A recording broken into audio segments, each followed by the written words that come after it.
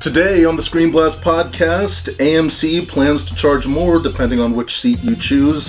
Disney announces 3 new animated sequels. Find out which one. We review Knock at the Cabin. Did Shamalyan knock it out of the park? Oh, brother, this guy stinks! And we discuss our thoughts on 2023's first big hit, M3gan. Shut up, Meg. Welcome to the ScreenBlast podcast. I'm Brian Swan, joined alongside 3 awesome people. First off, the man that was seen on The Tonight Show, not as a guest, of course, as a spectator. Say your name. No, that's not me, that's you. Oh! K9 Biscuits! And returning guest, one of the most popular guests. K9! Get the... A man of few words, but when he does say words, they are critically important and valuable To no one. Stop the cap. Blackjack. And first time, really appreciate him being on. It is a man with an I instead of a Y.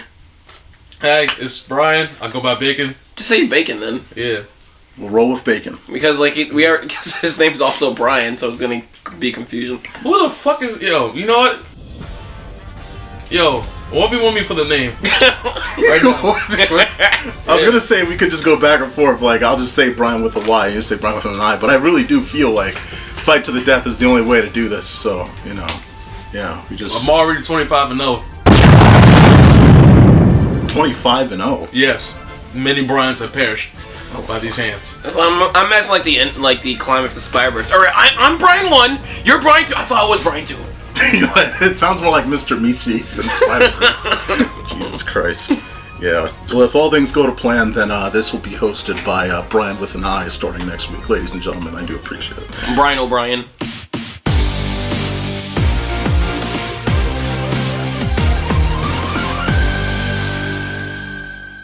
Alright, moving on. AMC, let's talk about the sightline plan. So the concept is very, very stupid. What they're planning on doing instead is middle sections, most valuable sections, cost $2 more. The normal pricing that's here already is going to be focused on the very top and the wings of the theater, and then at the very lowest portion, you actually get $2 off because it's a trash perspective to see a movie. So that's their plan. They're already rolling it out. What do you guys think? I think it's terrible. That shit's fucking trash. As for someone who usually pays for like almost everyone's ticket and gets them in a bundle, this is gonna be like fucking. This is gonna suck. It's gonna be majorly confusing. Absolutely. Yeah, no. I mean, there's just no... Again, AMC is probably the most expensive theater option out there now. The only way I would go with this is say that the base price for the seats are like $12.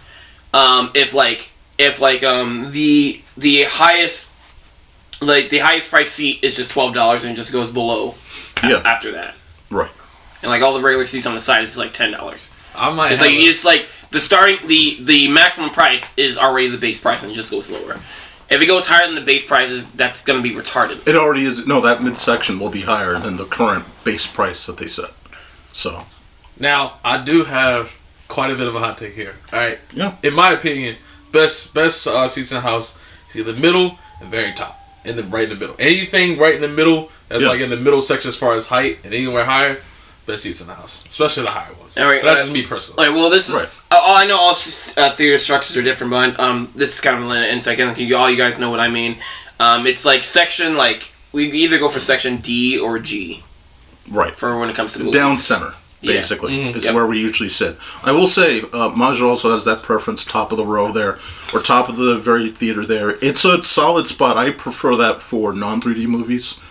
Not that I'm going like, 3D every time, but like, when it's non-3D, you can almost sit anywhere and you'll be fine. Yeah. But that top row, it's like you get the entire theater experience, you get the lighting experience is also kind of better. Mm-hmm. The sound design feels a little better, but I will say the issue I have with this as well is if it's a 3D movie and you have to pay normal price just for the side wing seats, that's terrible. Like, I mean, the side wing seats are terrible usually for anything, and for 3D they're gonna. I mean, we sat on the bottom seats. We went to see Force Awakens in the bottom row.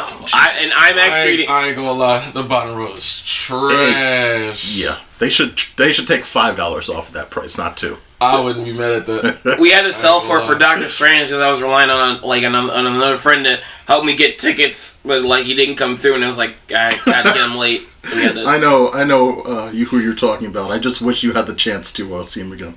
You know, I got a question I gotta ask you guys. I got a question I gotta ask you guys. What's up? Do y'all think that they're doing this because they want to make it easier for them to sell tickets all the way around? Because I could see them adjusting, be like, okay, we're gonna price this more because capitalism. Everybody loves capitalism. Oh, so of course, so of course they're gonna find a way to do that. But then they might be looking at it like, okay, based on the stats that we have, we're filling up these seats, but we really want a full house. And unless you got like a really long-awaited movie, like an Avengers movie, especially the early phase, yeah. You know, how else are we going to sell the shitty seats? House? Yeah. Like really, how can we get like as much profit as we can get? It depends on, like I said, it depends on the pricing of those seats. If they're going to be much cheaper than the base price, and like how much cheaper. And again, like not every movie fills these theater seats. No. And like there's going to be no security every time to check around these. Yeah, we were talking about this earlier. It's like, what do they do?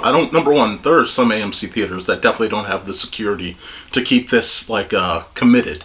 Yeah, enforced. Yeah, I'm gonna pay for the cheapest seat and go right in the middle. Right, like what if you pay? You know the best part? What's up? I personally will enforce it. If you get in my seat, I'm gonna remove you personally. Be gone. That's the only way.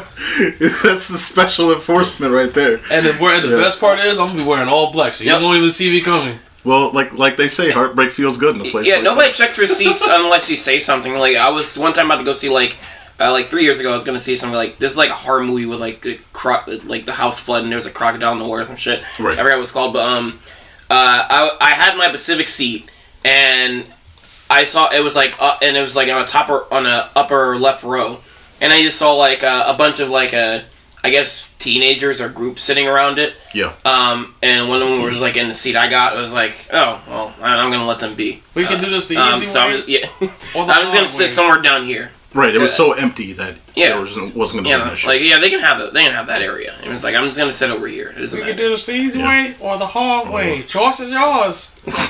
And then they're choosing the hard way if they sit in that seat. Also, like we were talking about structure.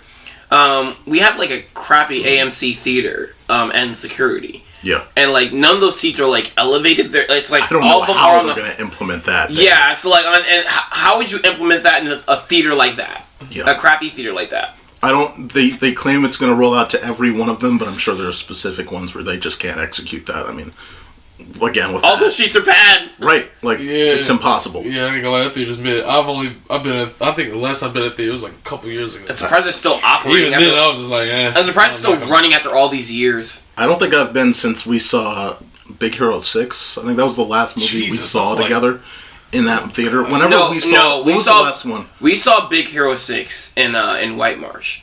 Did we? Okay. We saw Monsters University. That's right. That was the infamous, like, when we were with the other dude, the big dude we were with, he was like, I got that $1. I have my $1. Never forget. But, yeah, $1 will not pay then he for paid an for us to AMC see Big theater Hero ticket, 6, guys. so. Yeah, that was a mess. $1 might get you an Arizona can. Yeah, might. It would back then. Not now. Back in the olden days. Back before the inflation days, guys. Yeah. Well, at least if you add a quarter to that, you can get one from the dollar store. Remember when the value menu was called the dollar menu?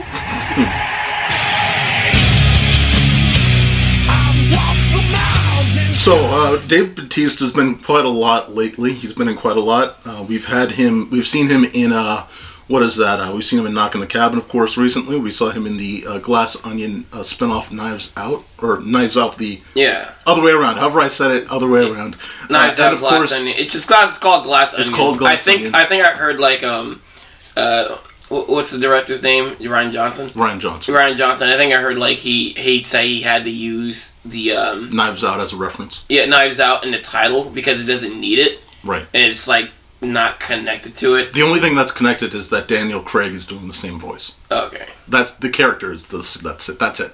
Everything else is not. Oh, he's not playing the same role? Yeah. No, he's playing the same role. But that's the only thing that ties those two together. Netflix. Yeah. So, and obviously, like, Daniel Craig does love playing that character. Like, he said it himself. He's like, man, I love doing voices like that. it's different than the Bond character. Yeah. So, he can take it more loose. Either way, Dave Bautista, Guardians. He keeps spoiling that he's going to die in Guardians because he's like, I'm done with Marvel movies. It's like, and like you can see in the trailer, like they're carrying Drax, and it's like, okay, he's dying in this movie. Yeah, he's it seems like he's ready and happy to move on. I mean, he's done. We'll talk about his acting in another movie, but he really wants to be a part of this upcoming Gears of War project from Netflix. I can see that. I can see that. He said, by the way, here's how much he wanted to be a part of this. So he previously turned down a Fast and Furious role to pitch God of War. This is back in 2019. So Gears of War. Did I say God of War? Yes, he said, I said this before the recording, and I'm going to say it after, and I'm going to say it again. But he was trying to pitch Gears. Just say Gears. You're fine. Just say Thank Gears. You. He was trying to pitch a Gears movie to Universal, and they turned it down. But he wanted to just do this over Fast and Furious, which would have pushed his acting success even higher just because of the eyes that are on Fast and Furious. He said this about Gears.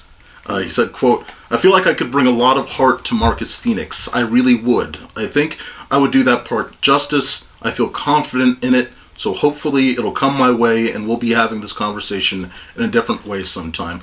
Do you guys imagine him as a pretty solid actor for that direction?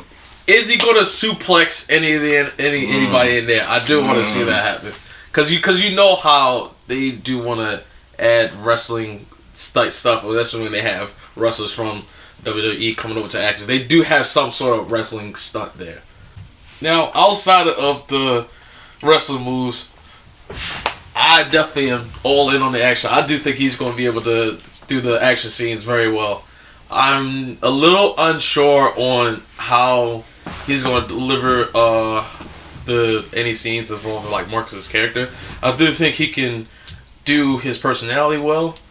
I get a little iffy on the voice, so that might be interesting for me. But the other thing is that I'm not really a big Gears fan, and at least my main console is Sony. Right. So I haven't been able to like really experience Gears of War like that. Fuck up. So I haven't really been able to experience Gears of War like that. Yeah. So at least I don't really have high expectations, so to speak, in comparison to somebody who may have played the game or played the series more intensely. Absolutely, I feel you. Daryl, any anticipation with him on that or? Chainsaw guns. With a chainsaw on a P90. On a P90, bro. I think he would be decent for a role, but I'm not really expecting much coming from him. So I'm going to see how it goes. Absolutely. I don't know anything about Gears of War. I haven't played it. I haven't played. You're a resident. You have a 360. You're our resident Xbox expert, Mark. I'm a resident everything, but I don't have time to play everything. Damn. I have too many games. I still want to finish Hi-Fi Rush so bad. Jesus Christ. I hate that you asked to do a podcast today because I was like, it's Saturday. I'm gonna go home and play Hi-Fi Rush.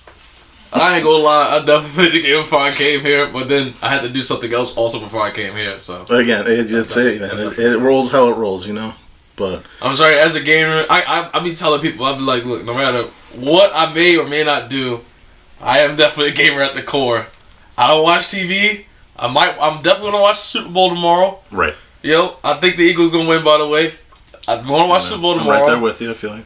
I don't watch TV. I don't watch shows. I rarely watch movies. But I watch movies with you guys. I thought I saw you watching Price is Right. Young and the Restless, Price is Right, the news. I do watch Price is Right. I don't have my great grandmother. You say you don't watch movies? Rarely. Not really as much. But do I play games? Fuck yeah. You always make 2 days a night. You always make time for hentai and porn. And games. So. Wait. And even better, you can always cross those genres together. You absolutely can. Shout out to So you play fighting games. So what are you saying? You play fighting games one-handed? Yes. And since we want to go there. Wait. We must return back. No, let me get this off. We will get into this more. Senator and Kagura. Shut the fuck up! Dead or alive. Shut the fuck up! Alright, it's over! Find out more on the gaming opinions on Blasting Turbo Ports, which should be dropping simultaneously to this podcast. ScreenBlast is cancelled! No, I'm thinking of like a robot. There's a funny robot chicken skit where like they're just like kill it. They want more in memory of post, so they start killing everyone in the office, and the president of Adult Swim is like, Robot Chicken is cancelled. and last thing, and this is actually going to be related. Can Batista roll? Yeah, does he have that smooth ability? Because if that's like, I mean, that's how you navigate. For all my Gears of War players, even though I never owned a 360 ever before in my life. Come on, if you watched I've watched it and I've played it. They be rolling. Literally. Rolling. I want me in Gears of War right now. I might win. That would be the most disgusting back and forth. How would you know I'm not that good? Because this is not the conversation to have. Moving on, ladies and gentlemen. Batista, roll hard, roll good. Absolutely, good luck. See, folks, shut them up. All right. All right, but like, I don't know anything about Gears of War, but like, I like Dave Bautista, and I just, it seems exciting for him. It sounds exciting to see him play in a video game property. All right, video game adaptation. Indeed, yes. Moving on.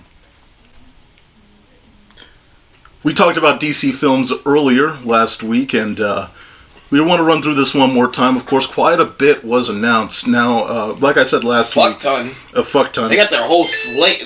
Yes, their Gods and Monsters concept is one of an interesting direction. Dante had thoughts last week. Martin had thoughts last week. Now we have a new cast to talk about this. What stood out to you guys specifically about this concept? Oh, how much they announce, and it's like all ahead of time. But like, what's like Gods and Monsters, or the whole DC slate in general? Well, Gods and Monsters is the concept, right? I mean, that's the layout. That's their plan trajectory. Is that the one that's going to be animated? No. Gods and Monsters is the title of the chapter. Oh. Chapter instead of phase. Okay, I thought that was the title of a movie. No. Huh. Oh, so they're naming phases. That's unique. Indeed. Instead of just calling it Phase 1 or Phase 2, they're just going with Chapter 1 subtitle or whatever. So. Oh yeah. Okay. Oh, that's gonna be cool because after all the movies are done, you're gonna have like a nice DVD set that says Gods and Monsters. I mean, if it gets that far, but yes. That actually sounds great. Well, I mean, yeah. Damn. Now that I think about it, right? They're gonna make it that far. Yeah. Oh shit. I think they're gonna go through with it anyway. Yeah. Good or bad, I think they're just gonna go through with it until the whole slate is over. I personally second guess themselves. I actually think this actually might be pretty cool. It's captivated my interest to where I might watch this actually a little bit more closely, because I'm not entirely sure how they're really going to use how they're really going to approach going over doing this particular subject, because it's like when I think about it of Gods and Monsters, it's like who's going to be represented from DC Universe on either side or in the middle or whatever side they're on, or if they're the heroes are the gods, the people are the monsters. That's the is it? That's the moral. Oh, so there's gonna be like 30 Lex Luthors? Is that the case? I actually don't know. Again, I haven't followed the comics line. I just pulled it out of my ass. Yeah, man, I'm not familiar with any comic representation of something like this. So that's the one thing that's really starting to flag my attention. Right. For the most part. Absolutely. Yeah, man. Now that I think about it, I remember in Injustice 2, the Turtles also made a guest appearance on there. And I think that's because they were owned by Warner Brothers, right? No. They were guests. They were just guests. The comics are still owned by the original creators. Everything else is owned by Viacom. Gotcha. I think the comics are still owned by original creators, but I know everything else involved with Turtles is by Viacom. Gotcha. I just had a passing thought. It was like, what if the Turtles just like randomly popped up in that bit? I'm like, oh shit, the Turtles in there. Now there is a comic with Batman and the Turtles. Well, yeah, they also animated that. That had an animated adaptation too. Mm-hmm. Paramount had to sign off on that crossover. Right. Viacom, fuck. Fingers crossed. Absolutely. Yeah. Fingers crossed. So the overall layout in terms of this DC Universe concept is, of course, we have the next sort of movies. Flash resets everything, basically. It dies out. That current universe dies out with Blue Beetle and Aquaman. They basically mean nothing. Fuck all. Shazam means nothing. Fuck all. And again, the Flash is going to be just big because that's how they will move chess pieces into place for the viewers. After everything, they have to make this movie. They're still going with that movie. They are going so hard on it. Yeah. Like keep hearing like this cameo's in it. This cameo's canceled. This cameo's canceled. This cameo's in it. This thing has been slaughtered at the editing bay. Like, it's a mess. There's also, of course, simultaneously. We all know what the ending's going to be. It's like the whole world's going to change. The actor's going to change. Yeah. Was the guy who keeps getting arrested named Ezra Miller? Yeah. He's still in the movie. Absolutely. It's chaos. So, by the way, the other things that are still going on that aren't going to be killed off but are simultaneous, you still have the Joker musical. You still have the Batman 2. You still have they referenced something about Teen Titans Go happening, but Batman, Joker, that sort of thing is still running consistent alongside whatever this new universe, Gods and Monsters, will become. But of course, I don't think Teen Titans Go is going anywhere. No, not going anywhere. But like, it's in an Elseworlds concept where it's not attached to whatever's happening with their movies and TV shows in the Chapter 1 idea. You get okay. So they're even making like their shows connected too. Yeah. Okay. Yeah. Yeah. No other thoughts on this? Yeah, not at the moment. Okay. No, I heard like they're not gonna do any Elseworlds projects often at all. Like, they really need to have a really good core vision. Pitch. Yeah, a really core like pitch. Actually, speaking of pitches, I got a great idea. Why don't DC hire all of us as actors? At this point. Hey, look, at this point, fuck it. We're going to take the whole world by storm. I mean, I was on TV. Exactly, see? It's only a matter of time now. It all went to this man's head rather quickly. I'll tell you one. All right. It's only a matter of time. That's only a matter of time. All right, so guys, our next topic is going to be focused on Disney's direction and animated sequel, of course. But I need to say, whatever you guys are doing right now listening to this, whether you're at work, whether you're on your commute, whether you're doing jack shit, please make sure, if you're on Spotify, to follow us. If you're on Apple Podcasts, subscribe. Google Podcasts, subscribe. On YouTube, subscribe. Really helps us out. Really churns the butter for us, and we would appreciate it. Now let's get back to this. And if you don't do none of that, drink water. That too. Or else. Yes. Or else. I don't know. Remember, I'm 25 and 0. Or else. I will change your birth certificate name. Guys, look what Andy's aunt got him from Gwyneth Paltrow's website. Say hi to Pinko! Hello. What are you? I am a Swedish creativity object designed in conjunction with free space theory, which encourages cognitive freedom. For instance, your cowboy concept restricts imaginative thinking, whereas I am conceptually neutral. Andy chooses what I am, not the manufacturer. I already hate this prick. So, earlier this week, Disney confirmed that they have 3 new sequels in development. They are each major brands in their animated collection. Frozen, which is getting its 3rd movie. Toy Story, which is getting its 5th movie, if you don't count Lightyear. Hey! And you've got Zootopia, which will get its 2nd movie. That was long at some point in the future. Yes. Yeah. And so, I think there was like a lot of good reception from the Plus series. Yeah, I mean, well, I don't know why they need like why it waited so long. It's very strange why they waited so long. Yeah, like the series is like, I wonder if like it's because of the reception from the Disney Plus series, but like the series is like a top seller either way. So like it's weird that they waited for so long for anything. Right. I think you mentioned there was like some kind of lawsuit. There was a lawsuit once the movie came out because it was conceptualized. The idea was conceptualized by someone that pitched it to Disney.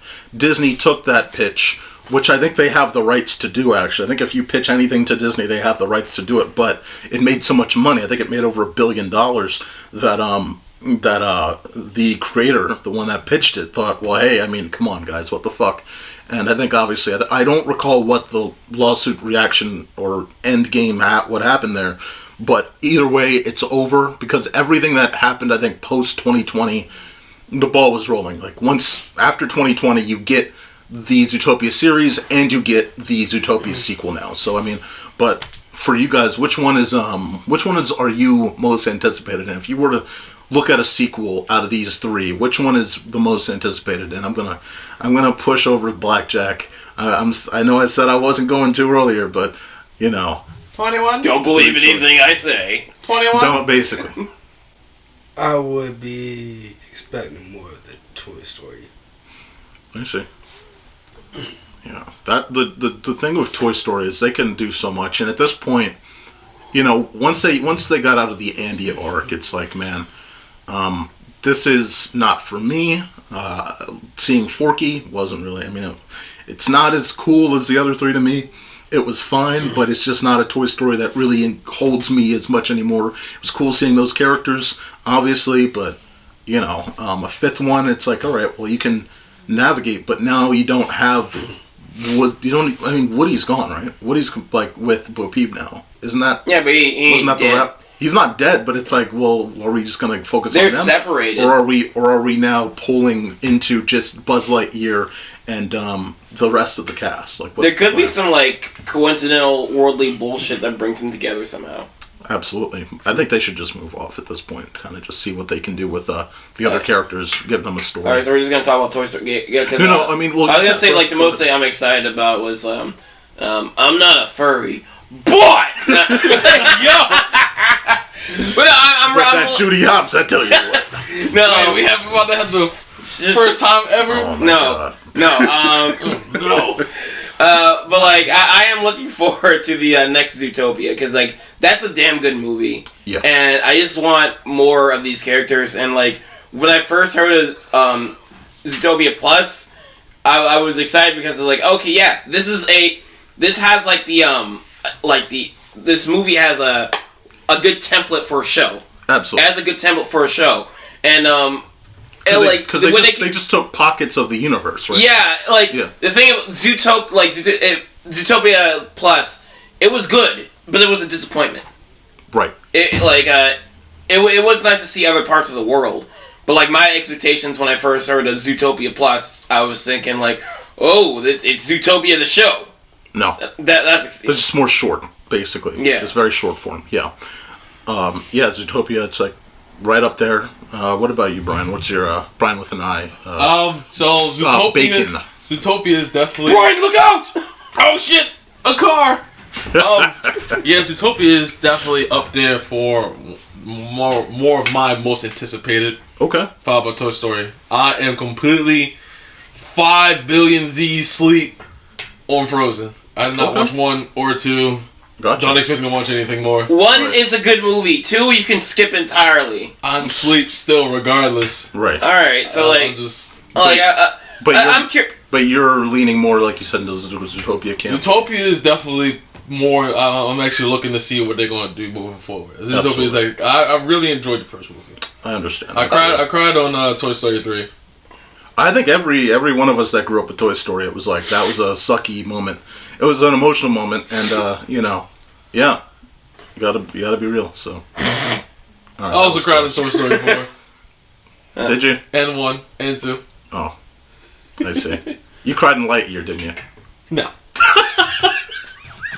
You cried when you had the Buzz Lightyear figurine from McDonald's that somebody stepped on, didn't you? Yeah. That started it all. Yeah, Yeah, sure. But for Frozen, just like Toy Story 4, Anna and Elsa are separated too. Yes. So it's obviously Frozen 3 is going to be some world-ending bullshit and is going to bring them together again. So here's the thing. I'm actually, and this is not devil's advocate, I'm actually interested in Frozen 3 the most, just because of the potential. They really messed up on Frozen 2. You had the chance to really go further. You had an audience that was aged up, and they really pitched it, like the trailers, they really pitched it as an idea where we're going to go a little darker, the story's going to be a little darker than the first movie, and what we got was a very rushed story. In fact, you could tell that it was rushed from the behind-the-scenes sort of mini-doc that they pushed out on Disney+.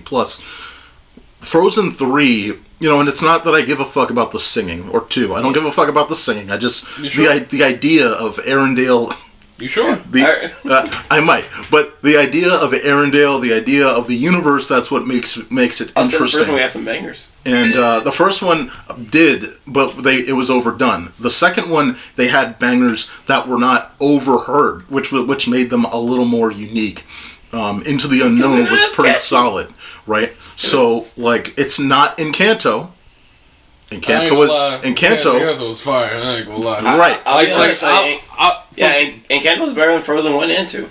Yeah. It's timeless. It's timeless. All I'm gonna say is just me as an individual. Yeah. I've never really been like for the idea of musicals. I've always kind of turned off of it.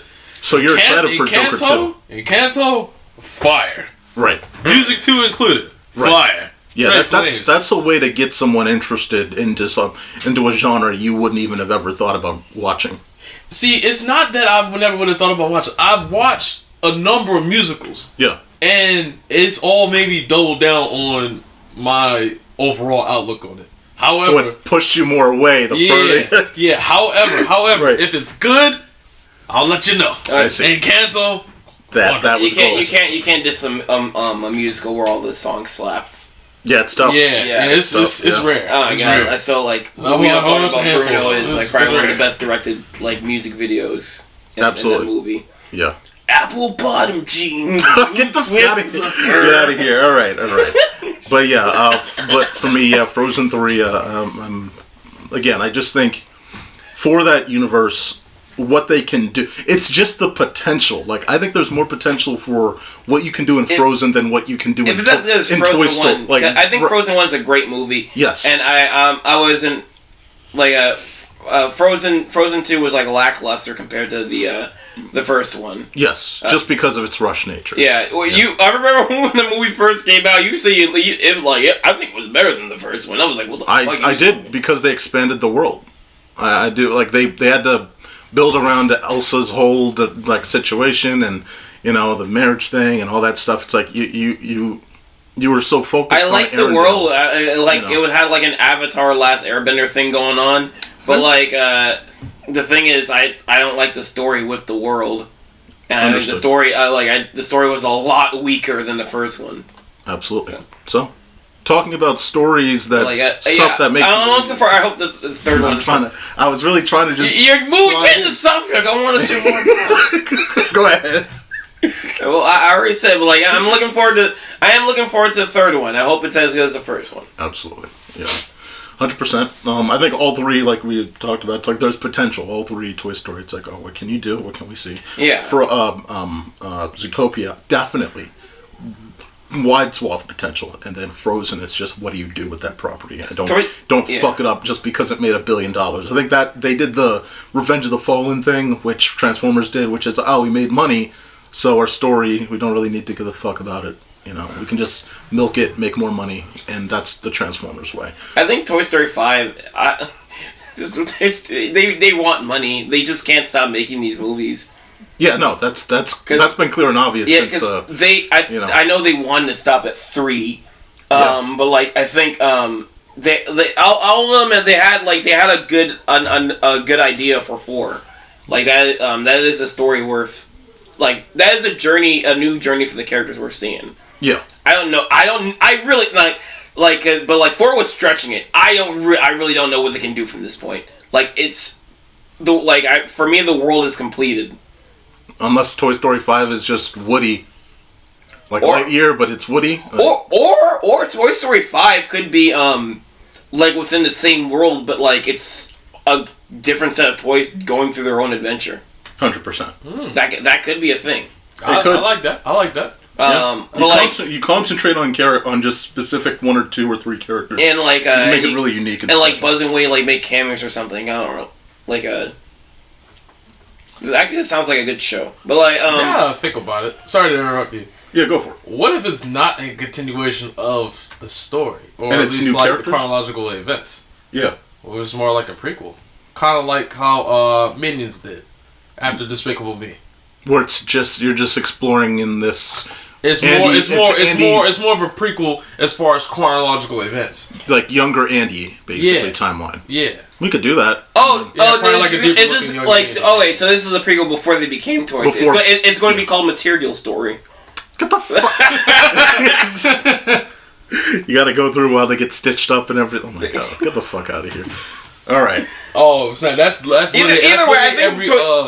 every Build-A-Bear shot. That is. Yeah, that's literally the intro story. I think they have to honestly put in effort to make Toy Story bad, because this is going to be either way. I think this is going to end up being a fun movie. Yeah. It could be like the worst one out of all four, but I think it could still be a good time. That's the thing, is Toy Story writing is still good enough. Yeah. You're never going to get at least not yet. Like, people didn't like Lightyear. I thought it was cool. I thought it was still a cool story that didn't need to technically be attached to Lightyear, but it was good enough. Like, it wasn't a Toy Story story, though. It was something completely different, so I don't really count it. Yeah, it's Lightyear. Now, funny enough, I've watched the animated series of Lightyear. Yeah. A while back when I was younger. Oh, yeah. Yeah. Patrick Warburton. Yeah. It was not a bad show. Indeed. Now he's in that wine commercial that happens during NFL games. That wine commercial, Pinot Grigio or whatever. Oh boy. That's what he's in lately. I haven't heard his voice in almost anything these days. I wonder how good or bad the ads are going to be. Yeah, who knows? We gonna find out tomorrow. Absolutely. Why are you here? I suppose I'm here to make friends with you. And your dad's too. But my heart is broken. Why is it broken? Because of what I have to do today.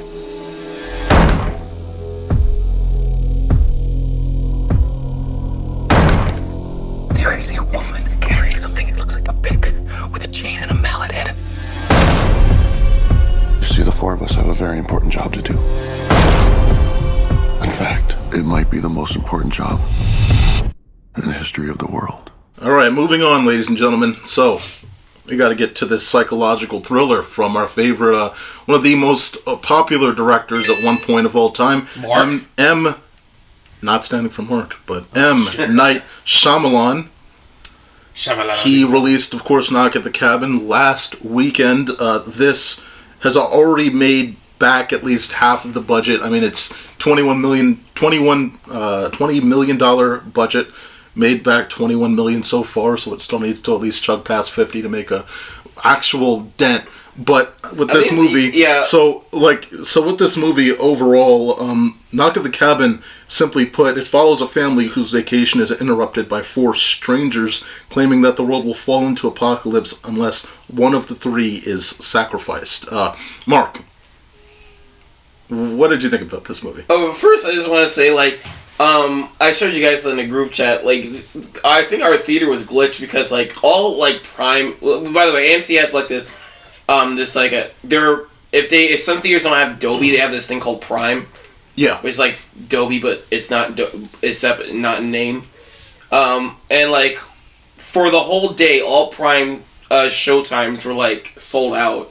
Right. And that had to be, some kind of glitch or something. It was. We were theorizing it was either broken or it was glitched. Yeah, because the day before, I was checking those seats because the reason I didn't pre-order them is because barely any was reserved. There was 3 or 4 seats reserved in that entirely large theater. So I was like, okay, I'll get the seats tomorrow, and then the next day, all sold out. Yeah. No, I mean, weird things happen in the middle of Owings Mills. So what are you gonna do? Weird things also happen in the middle of Ohio. Ohio, absolutely. So, Knock at the Cabin is based on a book, by the way. Oh. And you can see why he didn't use the title of this. It's called The Cabin at the End of the World. So I mean, if he would have spoiled the fuck out of this movie. I mean, the trailer already does that. And we will talk about that, by the way. But yeah, so M. Night Shyamalan seems to be doing this where he adapts from books or graphic novels. His last movie, Old, came out in 2021, was based off of a graphic novel of the same name. I really thought that was just terrible. And right now it's sitting at a IMDb score of 6.4 out of 10, a 63 Metascore. It's mid for people. Mark, I found this movie to be mid. I love the actors, right? I love the actors. I love the idea. Do you love me? No, but I love the actors. I love the idea. The music was tense. The cabin was a good spot, but like it just did not. And I tell you, like that story just falls flat because of some of these directing ideas, some of these ideas of choice in terms of the direction they go and what they put on a TV. Stay back! I believe you were chosen because your family's love for each other is so pure. I know you've been through a lot and people haven't been fair to you. Drop the weapon and move away from Eric, or I'll show you I was chosen to put a bullet in your head. So I was going to look up a trailer, but I was like, you know what? I'm going to ignore all the trailers. I'm just going to go in blind, because I wasn't caring about the movie originally, but and I'm just going to go see it for the podcast. And the biggest reveal in this movie is the opening credits when it says, directed by M. Night Shamalyan. And then, I was seeing the movie with my roommates. I was like, oh, I did not look at the director for it. I was like, should we just go and my roommate was looking at me like we're already here. He was in the theater I could literally eat 30 biscuits with no drink from Popeyes rather than watch this movie right now. I don't have much hatred to his movies, but a lot of his bad ones. Well, I haven't really watched much of his movies except for The Sixth Sense, and that's it. Okay. But a lot of his bad ones I've experienced through reviews. Right. I mean, which, I'm getting somebody else's opinion, but, seeing them through reviews, especially, stuff like The Last Airbender, wherever that movie Will Smith and the Son was in. Oh, I forgot he directed After Earth. Yeah. I totally forgot. That movie, I just kind of blanked out of my head. I think it was The Slap. It just went across the world and just made me forget about After Earth. That was awful. Yeah, no, he's had The Happening. For me, it's The Happening and After Earth and The Last Airbender. They all just kind of are in this circle of trash that are memorable for the fact that M. Night Shyamalan just directed trash. Yeah, I just try, every time there's a movie by him, I'm like, if it gets good word of mouth, maybe I'll think about it, but, I'm just gonna avoid these for the most part. Yeah. And, I avoided Old. You said you saw... so glad you fucking missed Old, that movie looks depressing. Shit. It's this does not look like a fun time. Fuck, that was the most depressing movie. No. Because it was just watching... Did you see it? I did not. It's just... These people get stuck on a beach. That's the concept. Yeah. But they're aging rapidly. Within a day, they age 20 to 30 years. Oh, have multiple. And I'm going to spoil this for you all. Almost none of them get out. So you're just depressingly watching, parents get old and die. You're watching, people just die. It's not fun. And there's no solution. And then at the end, you find out it's scientists were experimenting, and it's that's not a funny discovery. That's not cool. What the? That's actually very disturbing. It's just right. It was a terrible movie. Sitting through that, I was talking to Maja. I'm like, this was the worst sitting. This was awful. And when you came out the movie and called me and said I had a terrible experience, I was like, or you felt grim about it. It was yeah, I felt the same way about Old. But I felt completely different about this movie. The trailer looked depressing. I was like, this is not my type. This is not my type of vibe. I like seeing movies because it's the same thing about Cabin in the Woods. It's I think the acting is good. I think the dialogue for the characters is good because it is believable. Oh, absolutely. What they're saying. Some of the cinematography choices are pretty good. There's a lot of good actors in this movie. It is not my type of movie I vibe with, so I don't like it. I don't, and I just can't recommend it because it's not my type of thing I'd recommend. It's my type of thing, and I couldn't even. I can't recommend. Because there are movies like that, or they're just so dour, but they're well made, but I just don't like it because of that. Yeah, no, I agree. Like you said, but also I'm not saying this movie is perfect and I don't like it. I'm just saying this movie has a lot of flaws, though.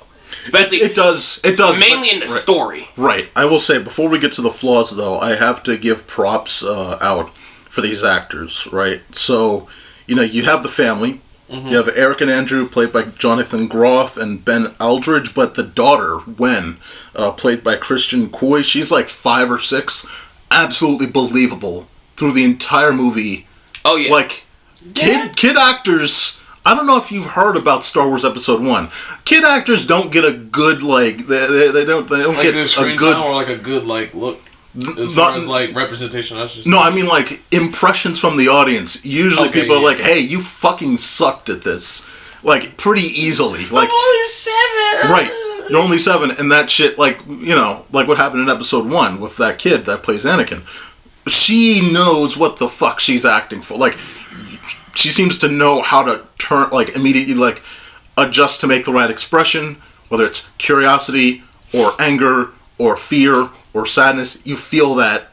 There's a scene in the beginning of this movie with Dave Bautista and her, and it's just, number one, it's creepy because it's a fully like, Batista's huge. Yeah. And he's sitting there, and he walks up. Number one, he walks up to her, and she's again 6 or 7, and she walks up, and he walks up to her. And he's just talking to her softly, and you're like, "Where is this going?" And the camera's just getting closer to their faces. The camera just, it feels, you feel like this is like too intimate. I ain't gonna lie, it's one of those things where it's like you're looking at it, it's like, is he gonna suplex her? Is he gonna suplex her? No, it's not like that. It's more like, is he gonna kidnap her? Yes. Oh shit! No, that's even worse. That's even worse. It was such a tense feeling that whole time. It was like, oh fucking Jesus, so. Yeah, and like popsicles. But that's the thing is like up until oh god no. Up until for the first 20 minutes, good movie, because the stakes and the fear and the suspense is real. Yeah, Bautista goes straight to the daughter first, and then makes his way to the house, and that whole house enclosure scene. It's like, you know, that's a little creepy. I don't know what's going on here, but where are the keys to the truck you guys came in through? I'm taking my family, and we're leaving. Do you really think that everything that happened today, everything we've seen, do you really think it's all just a coincidence? Now, like I said before, and like we'll talk about, actually we can talk about this now, the promotion for this movie is absolutely god-awful, because there are moments in the trailers that reveal what happened about 3/4 of the way in. Alright, this is going to be you have to explain. I still have not seen any trailers. Right, so I saw the first and the second trailer. The second trailer I've seen in quite a few different movie-going experiences. In the second trailer, it shows that a plane falls out of the sky, right? So that's... You need to go? Alright. It shows that a plane does fall out of the sky, right? So you know that at some point there's still going to be in the cabin, and a plane is going to fall out in the shot with the cabin. So any attempt when they're trying to leave, you know they don't leave. Is that scene near the end of the movie? It's like 70-80% way in. Oh, so yeah. So you know that this does happen. You know that the plagues do happen. You know that this is not a joke, or this isn't... Like, because that's the moment of tenseness of it. The suspense is like, are these strangers that walk up to the house, are they genuinely real about the fact that they're the 4 horsemen of the apocalypse? Are they genuine about the fact that that if they don't sacrifice one of them, people will die? And you already know that this shit is going to happen. Why the fuck would you advertise that? So it takes you completely out through the lead up. Like, the suspense is, maybe they're lying. It's like, no, you already know they're not lying. So, you know, that's the biggest drawback for me, you know, because you have some really good acting here. You have the actor from, Harry Potter, by the way, Rupert Grint, and he plays a guy that's not really attached, or doesn't really dislikes this gay relationship from this family, and he's really good in this movie. Like, as he doesn't get a lot to do, but they kill him off. He's the first guy to die, and it's like that meant nothing. I mean, it was gross, but again, number one, he didn't lean into the the R rating. That's the other thing. I don't want to go into all the negatives. I said I didn't want to go into the negatives. What was the movie rated? This was rated R, and then what's weird about it is it did not show a lot of much of the severity that they could. Yeah, when the first death happened, I thought I was bracing myself because it there was gonna be a lot of shock value if you see the head being chopped or or just split into. Yeah. Yes. Yeah. Yeah. But, they just cut to below the neck. And then by the second death, they just cut away. Yeah. And it's like, dude, what are we doing? And every other death after that, too. Every other death after that, and but Shyamalan kind of just does not want to lean in that direction of really showing the goriness of it. You know, I got a question for you. What's up? So, are you saying that you want to see them die like when you lose and test your might in Mortal Kombat? I mean, it was the way that the movie was setting up the suspense of the death. Yeah. It's like, you are going to... The camera puts you right in front of them until it happens. And you're like, what the... You're like, dude, like, what? And then you cut away? Like, I mean... I don't want to... I didn't really want to see it. Like, I wasn't like, ooh, I want to see gore shit. But you're scared? If... I'm just saying, if you're going to aim it, show it. And he just kind of pulled out every time. I don't always want to see gore stuff, but, like, it adds to the shock value. That, too. So... That's what she said. Oh, my God. I hate you so much. Yeah. Let's go. Get out! Yeah. But...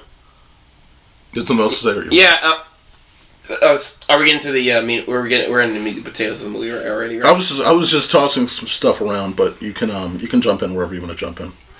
I wish there was no confirmation of the supernatural existing. Like, that's a big part. Yeah. You can show the news, but like don't show anything outside the news. And like that whole scene near the end where the cabin is just like falling apart because God is just like striking it around it. Like I didn't need that. Like you didn't have to have the plane falling. You didn't have to like thunder coming down so hard on the Pacific spot. I can believe rain is just happening. You can just have rain.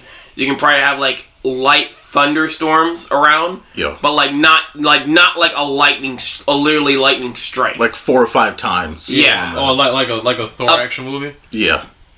That bad. I am like lightning strike a Pacific thing like 4 or 5 times. Yeah. Yeah. And like I want it to be ambiguous. They know like, you're raw. I think that would have been more effective. It would have been. Yeah, no, that's why the news really does a detriment, because I know that he was opening it up to like, oh, well, you know, it was like pre-recorded or whatever, but there shouldn't have been a TV on that wall at all. There was a reason why, number one, you chose a cabin. Number one, it was supposed to be away from number two, it was supposed to be away from everything. That's why the phones don't work, because no one would be able to communicate. So thus, if you had then no TV, you would have had no visual outside to find out what was actually happening. It would have been much more impactful if you closed all the blinds, or closed all the windows, you didn't see anything, and then at the very end, it's like, either it is or it isn't, and then there's confirmation. It's like, wait, you know? I'm just realizing my brain is just like wrapping something around a big flaw in this movie. What's the big flaw? Tell me. They got on the news, right? They were watching the news, right? Yeah. A live feed the news. Yes. They have cable of some sorts. Yes. So, but they couldn't get any type of phone signal. See what I'm saying? It doesn't make sense. They had no phone signal or internet to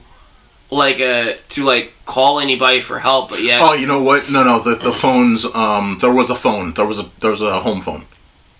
Remember? They say they cut the line. They actually say that. You're right now. I was about to be with you, and then they say they cut the line like at some point in the movie. Yeah, but you know, I want to give a couple more props. Abby Quinn plays Aradine or Aradine, whatever her name is. She's the second person that's killed. She's really pleading, like, look, I have a son. You know, I work as a cook, and you're like, you can feel that. That again. All of it is based on, like, if you believe them or not, it's all based on the power of persuasion that their acting sells it. And their acting sells it. It's the promotion that failed it. But the acting really sells it. And, you know, another thing with this movie is it's 100 minutes long. I know that's kind of long. It's like, that's an hour and a half plus. No, that's an hour and a half plus, yeah. But if it was rolled up to almost like a 2-hour lineup, you could really have given more personalization. You know, there's just things that happen that just, like, for instance, like, they go to sleep. Like, stuff, like, it completely stopped. For some reason, like, they went to bed and then woke up and then had breakfast with eggs, and then suddenly, boom, now we start our decapitation process again. Kind of weird. Yeah. You know, very weird. It was like, you would have, hypothetically, you would have just continued this, and then you just stretch it out so you get more characterization. I mean, I do like spending time with some of these characters. Yes. But like it's so dour and like what is this godly figure like? Because he's just like it's this happy family just getting bullied? Yeah, no, it's like an Old Testament sacrifice type deal where it's just like one of you has to do it. That's just how it works. Your turn. Like, two things this movie could easily, for me, it would have been easily fixed to make it more interesting. To make it more interesting. One is, like I said before, no real confirmation that the supernatural exists. Yeah. Just like show news, but be skeptical. Like because first of all, because the news itself is a bad effect. It looks fake. The editing looks terrible. Yes. So like just like still keep the characters skeptical if it's fake or not, and don't show anything outside of the news. Right. And like I don't know, they probably should have like brought like not turn on TV, but like brought up on their laptop or something. Like they shouldn't have been a TV in there. No. By the way, going back, I just want to say so again, the specialty of this is because I wrote this down. I wrote this after watching it. I'm like, look, the specialty of this film is that the antagonists. It's like they're not. That's what's so cool about this. It's like the one cool thing is these antagonists. They are not like really antagonistic. They don't want to be there, and so you're just kind of like, man, you guys are in a shitty situation too. David Batiste is the most softest out of all of them, and he's the softest out of all of them. He's tough, but he's soft, and it's like he is the heart of the movie. Yes, and he's the heart of the movie, and like that stress and that pressure that made you feel for them. It's like it was at the point where like once one of the family members got control of like a weapon, it's like you actually felt for the strangers for a bit. You're like, oh, like he's gonna possibly kill them, and he does kill one of them. But like that's another thing that stood out to me is he killed one of them. The second remaining, nothing happened. Nothing changed. Like the process didn't change, even though the sacrifice was of someone already dead. Well, she was going to be sacrificed anyway, but it didn't. You know what I mean? Like you thought that something would have happened. What's with the process though? They have to be killed with the weapons, and they have to put on this white like bag over their heads. That's strange. So I mean, but I guess like she got. But it felt like it was like you had to be alive to accept it. Was even bigger judgment that like she got killed like non-traditionally. I don't know. That's why it's like nothing happened in the movie at that point to say, oh, something worse or bad. Like that's why I was so confused because everyone God's angry, before, didn't kill her with the weapons. Yeah, I just I still need to find the time to watch an ending explain video for this. There's probably like a couple of videos that go into depths. All right, I got a question for all of y'all. What's okay, up? So if we were we don't have $1. What if I wanted to get a movie ticket? Oh shit. The good seats went up in price. Fuck. Now they're $1.25. Like everything at the dollar store. Jesus Christ. Yeah. So if we were all in the same situation, who are we sacrificing? And it can't be yourself. And why is it Daryl? Damn. Oh no, I thought about this while I was watching the movie. If I was in this situation, I'd be like, all right, let me talk to your manager. Let me talk to this guy because this sucks. Like, why? You would just kill everyone, you dumbass. Because he wouldn't talk to you. I can see it now. Mark's going like a top mountain, and it's gonna be like no breathing up there. So like Mark's gonna be like, oh my god, it took me like 10 years to get up here. But like I'm just all right. Look, check this out, God. Why do we have to kill one of us? I don't want to do this. Yeah, but after 10 years, all these people would already be dead. Because I'm just going to keep I'm like these guys are nut jobs. I'm just going to keep saying no. And if this shit is happening in front of me, I'm just going to assume it's coincidence.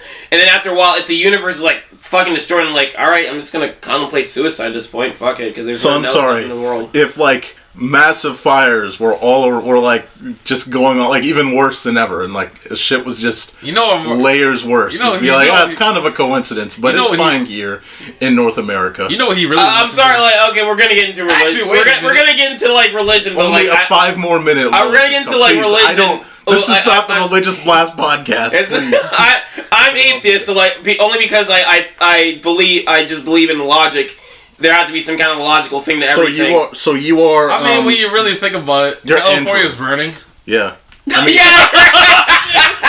Fuck. Okay, that was a little dark humor for you guys. That was California's burning. San Francisco's always flooding. But Andrew. So you're Andrew, who was hesitant and scientific in this movie. He was always like, He was like, the weird. You know what was also weird is his partner Eric, husband, said at some point, I saw someone behind John Batista when he was doing the act, but they don't go any further into it. Like he said, and then he's like, I saw it again after the second time, if you remember. What act are we talking about? But there's nothing like that. They just kind of make you like, you already know that shit's real, but they also don't commit to the part, so nothing really happens until the lightning strikes, and you don't see anything after. You know what's a better movie overall? Because you can wrap this up really. A better movie overall that deals with the Four Horsemen of the Apocalypse is Knowing with Nicolas Cage. That was fucking terrifying when it came out.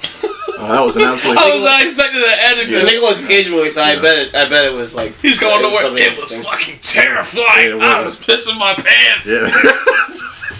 Holy fuck! I walked out. My jeans with a different shade of color. And I was feeling a little crazy. Hey man, I don't know how you got all those things true, but congrats, you got them all lined up. Oh, you're welcome. You like to pick 4. I'm a fortune teller. Well, like, you know, if Mark's like, I don't know what the fuck. Mark's like, yo, how do you top this? No, if I was going through this, I would just be like, no, I ain't killing anybody. No, I ain't killing anybody. Stop, I ain't killing anybody. Fuck it. And like, if the world is like in like a terrible state and everyone's dying or dead, I'm just gonna contemplate suicide at that point. Like, well, I'll just kill myself. Mark's going. But I'm not gonna listen to them. I ain't killing like a loved one for their fucking entertainment. He's gonna commit Sudoku. Because like if I do end up if I do end up killing someone like they asked just to save the world, I'm gonna be so fucking salty. If like it was false, shit. Huh? You mean like if it was false? No, I'm just gonna be salty. Yeah, not even if it was false. Yeah, that's the point.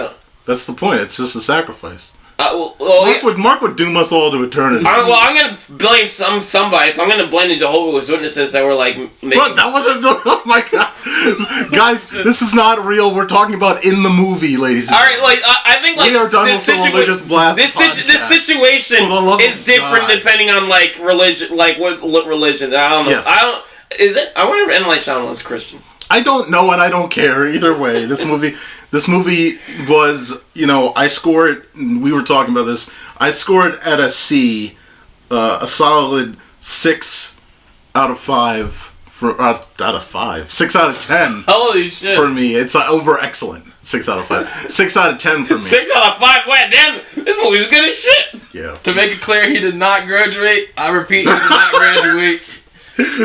But only people know how to count graduate. Yeah, but Mark, what do you give this? I know you gave it a much lower score. 1 out of 2. No, it was 1 out of 2, 50%. Nah, I think like 6 out of 10 is fair. It is a well-made movie. I just don't like it. It's not my type of movie. And I think the story is really bad, and it could have been better. Oh yeah, the second thing that would have made this movie better, besides showing the supernatural exists, is like this family was like kind of dysfunctional, but like the thing, like I know the point of this movie is like their love is so strong that God wants to fucking bully them, so they have to make them kill each other. Right. But like, I like it that like this family is like, you see this family as dysfunctional, but like their love for each other is hidden. And it's just like the reveal is, it turns out they actually do love each other, and their love is just that strong. Right. That would be like they go through an arc. Yeah, if it they learn to appreciate each other by whoever kills each other at the end. Yeah, that would have been better than a family that's at peace that needs to make the decision but doesn't make the decision until the last minute. I appreciate you guys. Well, why? Because you're going to kill one of us first? No. Oh, okay. Maybe. Make sure. All right. Yeah. So no, like, dude, what if they just like showed up to the cabin? What if they were just like okay with just killing one of each other? Like, they show up at the cabin, like, one of you have to die, and then, like, within 3 seconds, he's just like, I'm like, oh, okay. He was annoying anyway. Yeah, goodbye. All right, bye. Thanks. You saved the world. Yeah. I just wish you know what? Last thing. Do you have another thing you're about to say? Oh yeah, remember the angry guy of the one of the 4 people, the angry dude that died first? Yeah, that was the Harry Potter actor. Yeah. Yeah. I remember that there was a scene where he was talking. The whole time he was talking, I was just looking at the Strawberry Shortcake cartoon in the background.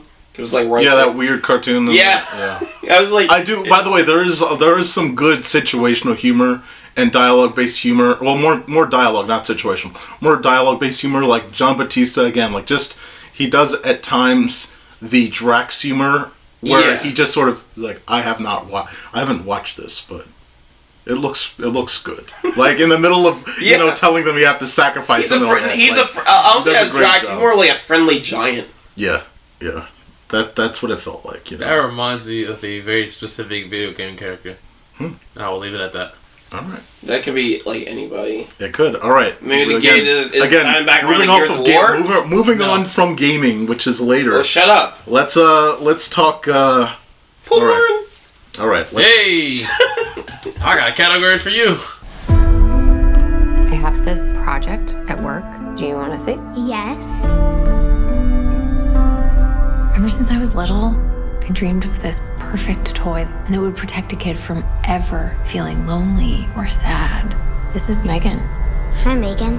I'm Katie.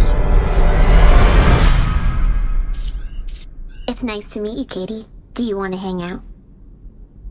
Okay. First big blockbuster movie of the year. Porn.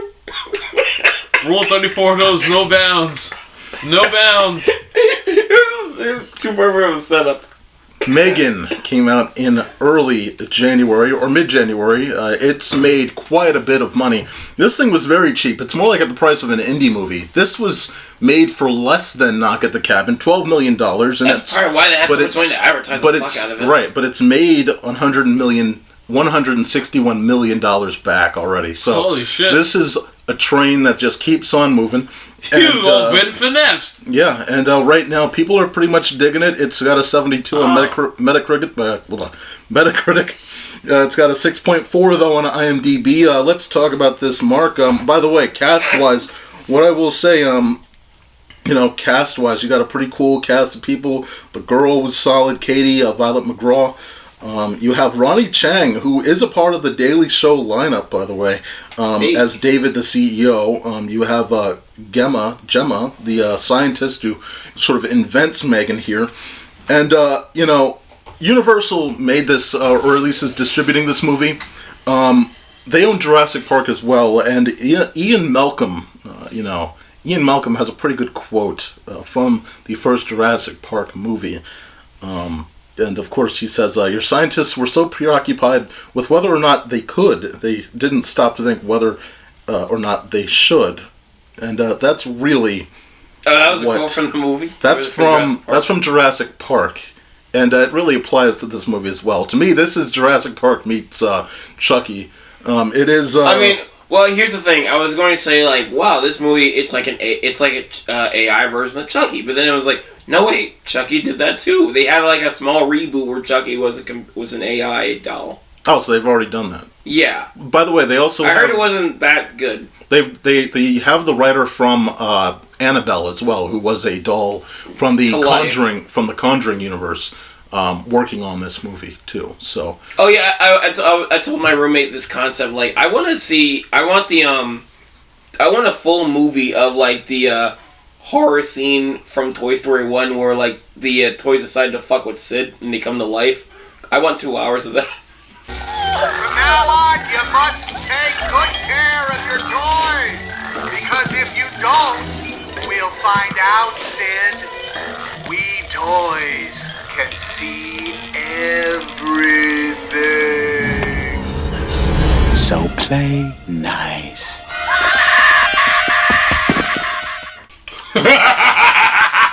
That's terrible. Can you think about Sid's life isn't normal afterwards? Because he can't go back in his room. No. And his mother has to wonder what's wrong with him. He has to go to some kind of psychological therapy or something. Is that Toy Story 4? And his sister 5. Oh, 5? Oh, it's that. Yeah. Oh yeah, you're right. And his it could be a prequel. And his sister just keeps teasing him. It's more trauma. Like, his room is filled with these toys, and it's just, like, traumatic. Yeah.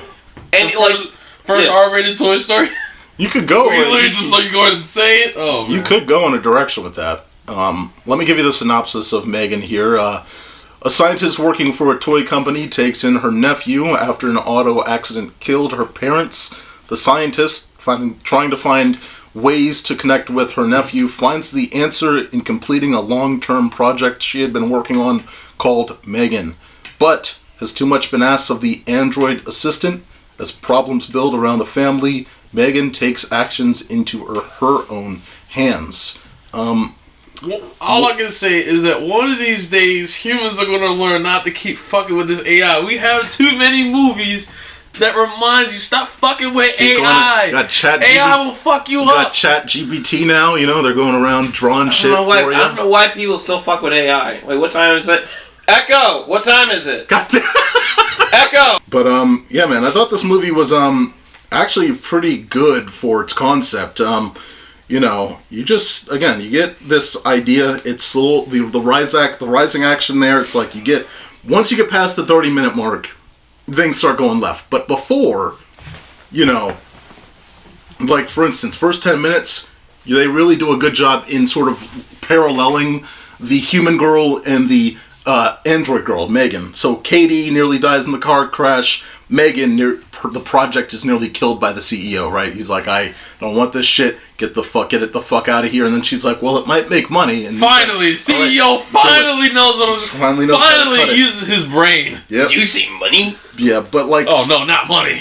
So what's interesting is, but if you really chop this up, first 10 minutes, shit almost goes wrong. 20 to 30 minute mark, everything's perfect, right? Like, Katie's using M3gan, it's like everything seems operational, everything's smooth, it's cool, M3gan's the greatest assistant. You get past that 30-minute mark. And, the dog bites Katie. I know, I was looking at the lady neighbor, like, first victim right there. Yeah, she was an asshole. I'm surprised he didn't get killed? Me? Shut up. Is the therapist. It was close though, wasn't it? Yes. But it was weird. You know what I was gonna? The therapist almost gets killed by Katie. So. Well, she was unlikable in the beginning because she was threatening to take Katie away, and when they were in like, when she arrives to her aunt's house. Yeah. And the aunt has to take her in. It's like, well, you're not really doing anything with her. Did she bust some Matrix moves?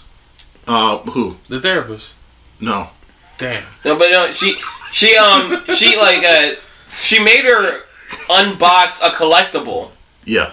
If I was in the house, I'd be like, "Fuck you, no, it's a collectible. I got some toys for you. No, you're not touching these." Yeah. What we slowly realize though is that the therapist is more the human psychological member here that keeps everything at what's supposed to be normal. She kind of tracks at what's supposed to be normal human interaction, and what we see as M3gan increasingly gets involved. And I think it's a really good point for a movie that's about like trying to be Chucky, basically. Very good point. It's like, how far do you as a parent go in letting something like an AI assistant raise your kid?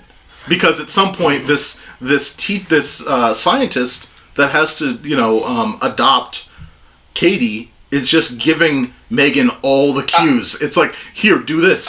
Here, do this. Yeah. And the parent literally doesn't do anything. It's like, that is a good question. It's like a good spot. I would get like, if I was the therapist, I would convince to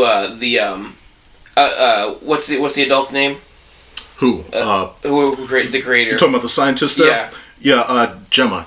I would just try to convince Gemma to do better instead of threatening to take her to somewhere else, because Katie is good. She's in a nice place with a blood relative. Yeah. Like, eating well, like, she's, like, everything seems fine. Gemma's clearly wealthy. They have a good life. You just need to get their relationship better. Right, and it's kind of hard to do that within the first 10 minutes of how. Yeah, it's like, why are you threatening to take it away? This is a good deal. Like, I understand if they weren't related, but like, no, this is a blood relative. And like, she's still grieving too. Her sister died. Yeah, that's her sister, and that's her kid. Studies indicate that a staggering 78% of a parent's time is spent dishing out the same basic instructions. Oh my god, Katie, you have to flush the toilet. It is not that hard. So we found someone else to pick up the slack. Katie, flush the toilet. Wash your hands.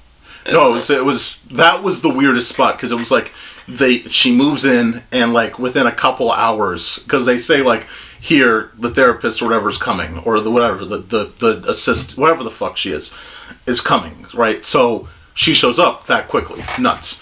But yeah, like you have it's not like she's being abused. They were just a relationship needs some work.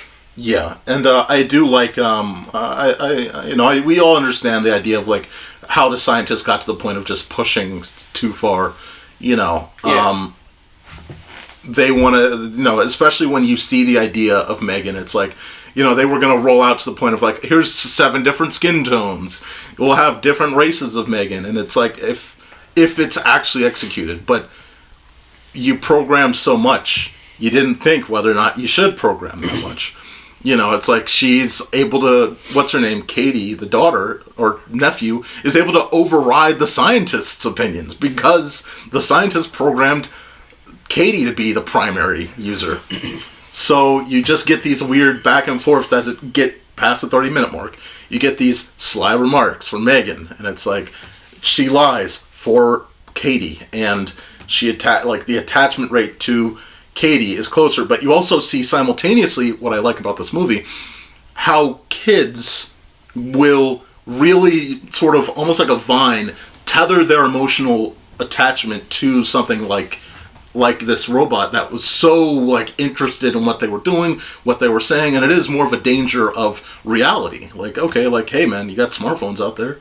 Be careful with how often you're giving your kid a fucking smartphone. Like, same thing here with M3gan. Like, very one-to-one there, where it's like these kids will find something that's interesting to them, hold on to it, hold it tight, and kind of put their whole personality and soul into it. And that's what you saw when, you have the therapist nearly getting killed by Katie. I thought that was a bit much. Yeah. I was like,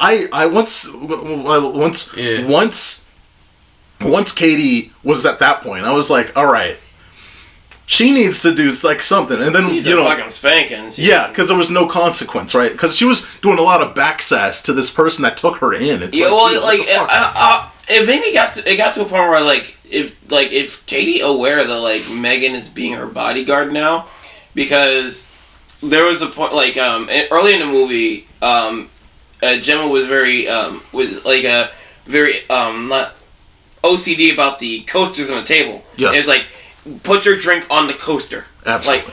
But when it got to that part in the movie, like later on, Katie's just drinking her juice. She puts her glass on the table and ignores the coaster and just stares at her and just stares at Gemma. It's like she yeah, bitch, I'm not using these like that. The way the stare reads is like, yeah, bitch, I'm not using this coaster. Yeah, I don't think this is a good movie for to show a kid. Because a kid will definitely try this shit. I mean, well, it's not a good movie for kids in general. It's kind of has an R rating on it. It does have an R rating. That's right. Yeah, but you get those questions, and it's like for $12 million. By the way, is that what it said? 12. Yeah. Good fucking job. Again, good fucking job with this action. Not a lot of action. It's like this is a short movie, but you're rolling through, and it's it's getting it's pretty good. The way that they produce the actions. Don't take your kids to R-rated movies. They're trying to sell this doll as a toy. This is extremely expensive for a doll. $10,000 is what they said it would retail for if it actually hit the market. Not in real life. I'm saying in this hypothetical. They would have to. I even realistically that would even be enough. They would have to do pull a Sony. Pull a game console and sell software for the doll. Maybe. But the whole. The idea makes sense, though. I could definitely see rich people going and buying this shit in droves. Apple products get sold on the daily. This thing was this thing You need a social connection, it'll do that. You need it to remind you that, you don't need to, again, it pulls the parents out. And the scientists that work with Gemma said this. She's like, hey man, if you program this so that the parent doesn't have to do anything, what the fuck does the parent have to do?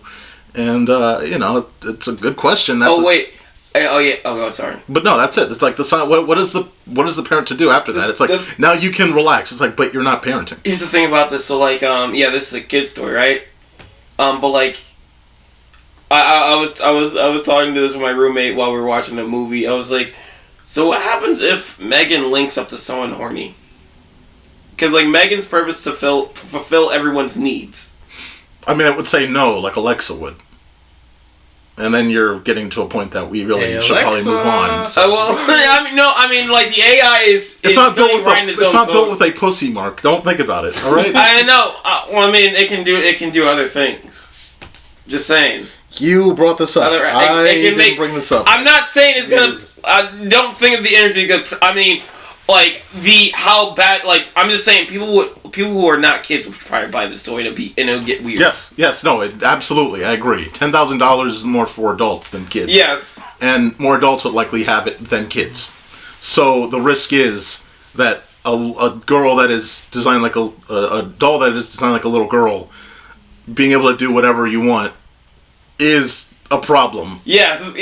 You make a good point. I just was trying to get off. It's an advanced AI that seems to write its own code to or override whatever the original code is. Yeah. Okay, now I really gotta ask this question now.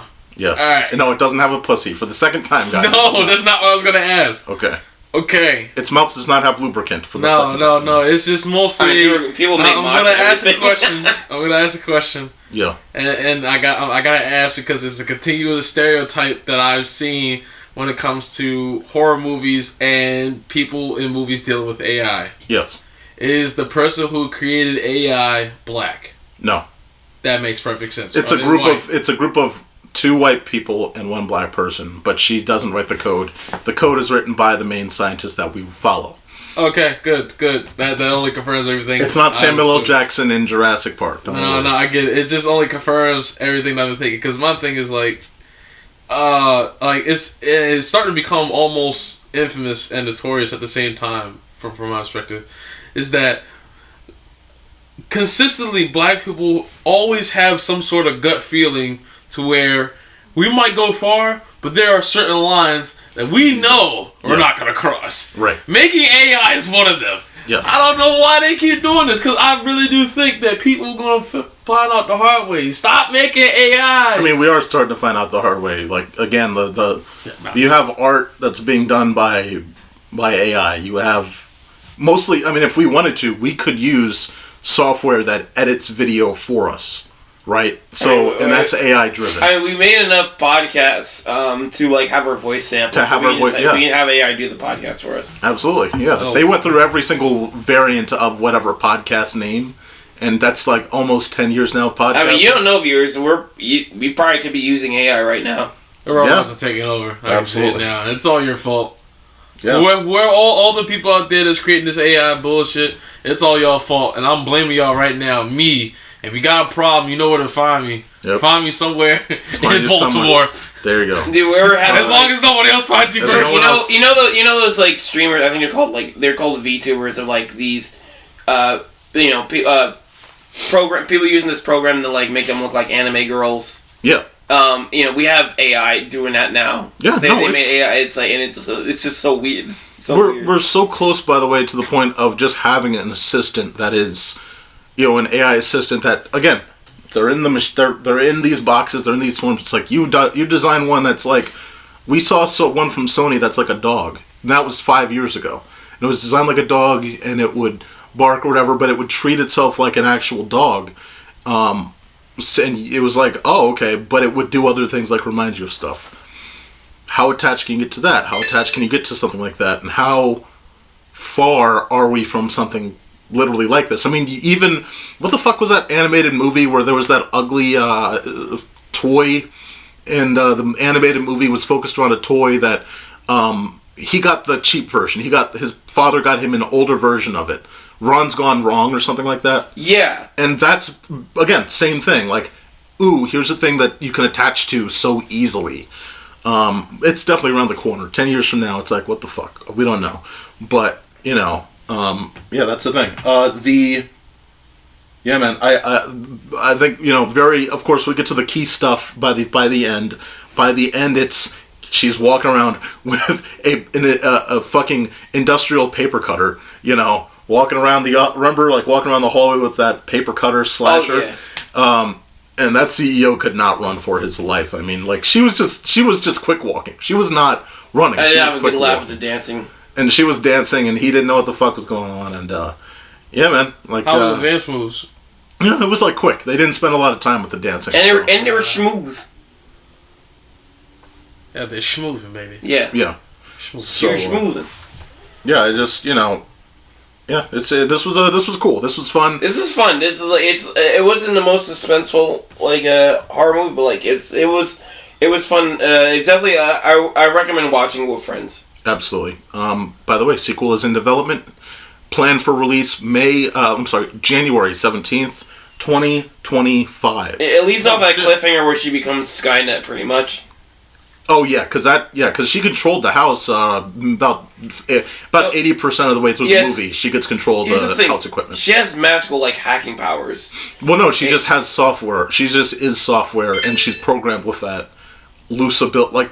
The programmer was just god awful. Basically, she wanted to do this. She thought, I'll do this, but she didn't enclose everything, I guess, which allows Megan to just sort of hack into herself. Anything, yeah. Herself. Yeah. So I was wondering why was she not hacking into the robot, the big robot that. Well, that thing I don't think was online. That was just connected to the arms. I know, but I just assumed it was she just had hacking powers to anything electrical, I guess.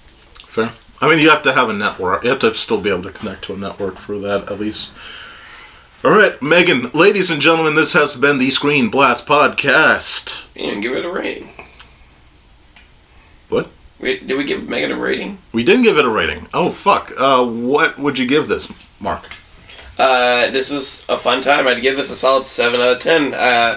I'm curious what the sequel is going to be like. Because, here's the thing. The movie ends at a good point to where you're gonna before you can even think about getting answers to certain questions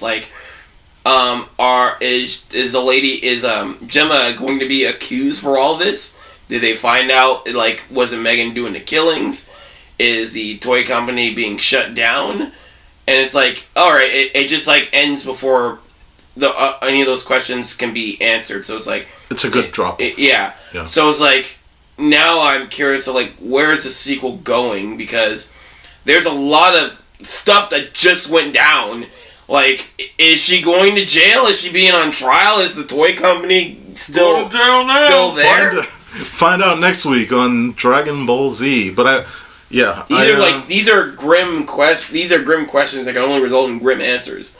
And and the movie just cuts off at the right point for me. Absolutely. One other thing I do want to mention. You could tell that they had not a lot of budget for this movie because all the cop cars were Toyota Camrys wrapped in police cop car as a Toyota is hilarious. Yeah, no, it was funny as shit. I was every time I saw it, I was no. But all right, I'm sticking to this universe, but no. And so it's it's like when in the Avengers movies they had that Audi partnership, so they had Audis, they had police vehicles that were Audis for a bit. I think that was Civil War and all that. It was all right, whatever. I don't believe that, but cool. But either way, they couldn't. Europeans. They didn't go back and buy a bunch of Crown Vics. It doesn't matter. Either way, Megan, I'll give it a B minus. I'll give it a what is that for me? That's a 7. Yep. 7 out of 10. Right. So yeah, guys, this has been ratings? This has been the. I guess for me it's a 7 out of 10. Yeah. I have what Brian's having. Yeah, this has been the ScreenBlast podcast. You can find all of us. You can find me at themocracy.com.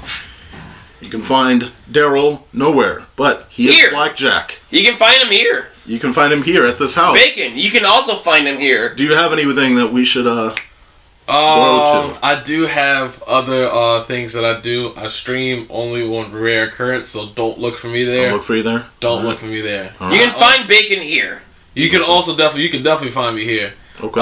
If you see me anywhere online, good luck. Alright, Bacon is a part of our network, so if you give him any money and if he makes any money, he has to pay us. Oh yeah. You give us a 90%. 90%, motherfucker. Yes. You're trying to you're like an oil. You know how hard we gotta work to support him? Exactly. You know how much I eat on a daily basis? I don't agree with this. He's like an oil baron over here. I'm taking the land and the oil, and maybe you'll get a new house. You can get a rock. Years. You get a rock is what you get. You get a rock. Guys, thanks for listening. As always, stay tuned here. Make sure to like and subscribe anywhere you're listening. And logging out, everybody.